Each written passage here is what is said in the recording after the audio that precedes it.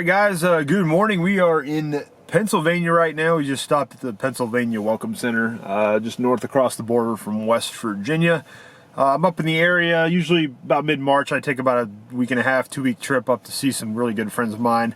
My two best friends that I went to college with, I've known for over 20 years. They both live in just south of Pittsburgh. So usually come up here, spend a little bit of time each year, and we're actually going to try to sneak out and get some skiing done this weekend. I know the East Coast is on life support right now. There's really no snow. Most of it melted over the last few weeks with the temperatures and all the rain we got.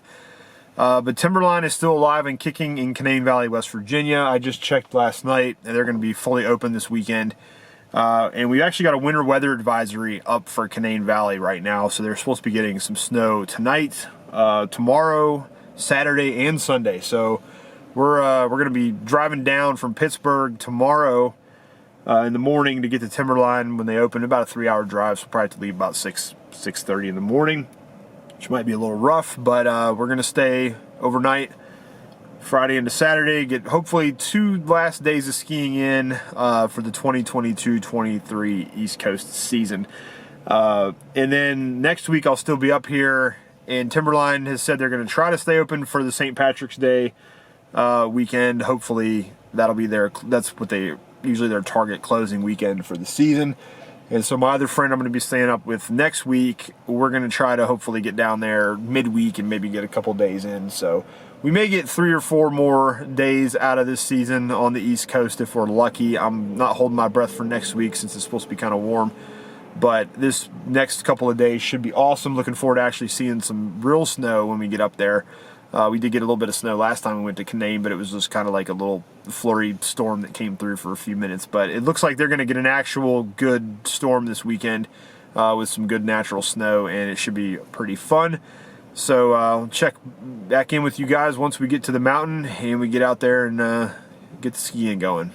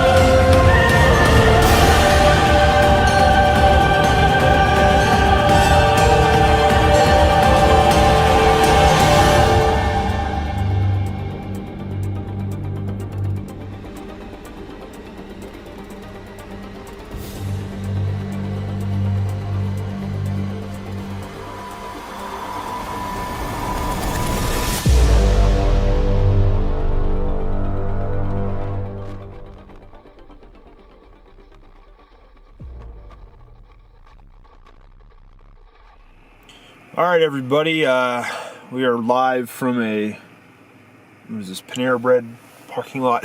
A little bit of an update to how the ski trip / vacation is going.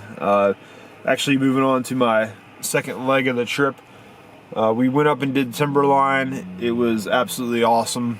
They had fresh snow. We got a bunch of snow Thursday night going into Friday. They got about 5 inches, so it was just absolutely amazing conditions. They didn't have everything open, but they had enough open. I think only 2 or 3 trails up top were really closed.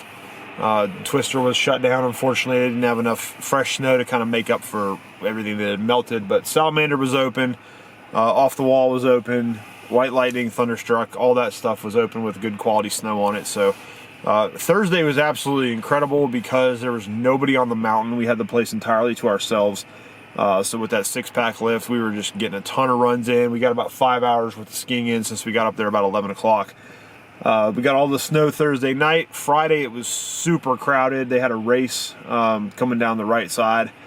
But they had a bunch of kids out there for the race. But it was crowded to the point it was kind of dangerous, honestly. And unfortunately with Timberline, now that it's getting popular, because the word is out that it's probably one of the best spots on the East Coast now, because even now when everything else is closed, they've got tons of snow on the mountain. Everything's open. The trail quality is excellent. The snow was great on Friday because you had the little bit of fresh powder. We did get out and get some first runs there, but it got so crowded by lunchtime. It was pretty dangerous, and kind of like the last time I went up when it was busy on the weekend, we saw about 4 people get taken off the mountain. There was a guy that got wiped out, and he was laying in the trail bleeding, and they had to shut down part of the trail to clean all that up. And I feel like it's getting like Snowshoe used to be, where it's just the crowds are so bad on the weekend, you kind of want to almost avoid it, especially if you're kind of a newer skier.